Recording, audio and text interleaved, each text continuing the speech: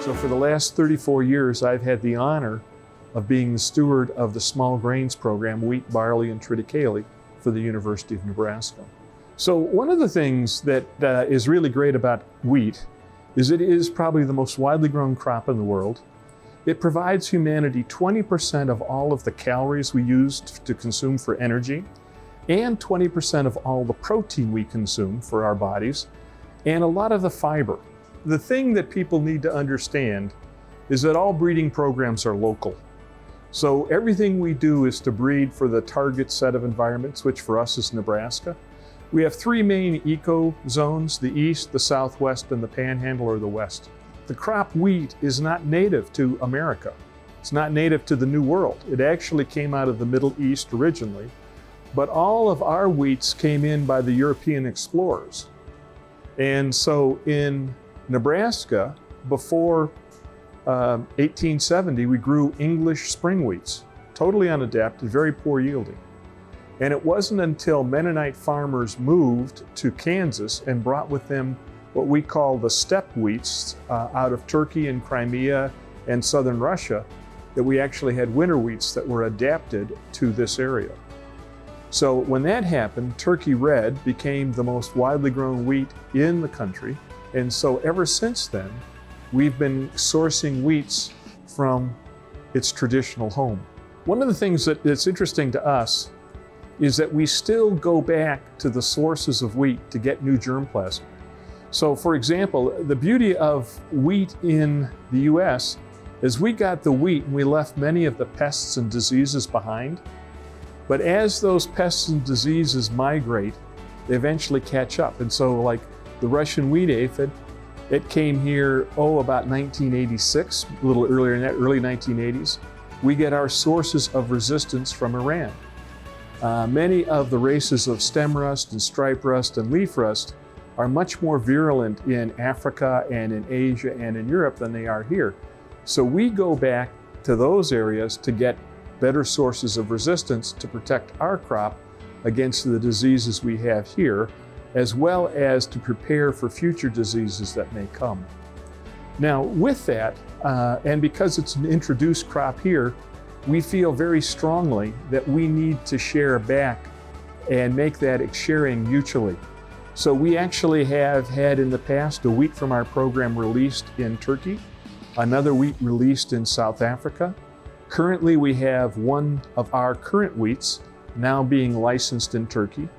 And we also work very closely with the great international centers, CIMMYT, the International Center for Maize and Wheat Improvement, and ICARTA, the International Center for Agriculture in the Dry Areas, both of which have drought-tolerant wheats, disease-resistant wheats, heat-tolerant wheats. They work mainly with spring wheat, and we take a lot of our germplasm and put it in their germplasm and put it into our germplasm and make it winter growth habit. And then because we have a much more severe winter than either ICARTA or CIMMYT has for their germplasm, because they use Turkey, which is more like an Oklahoma winter, but their global mandate suggests that they should go further north. They use our program as a winter selection site to select for winter hardy materials that we then ship back to the International Center.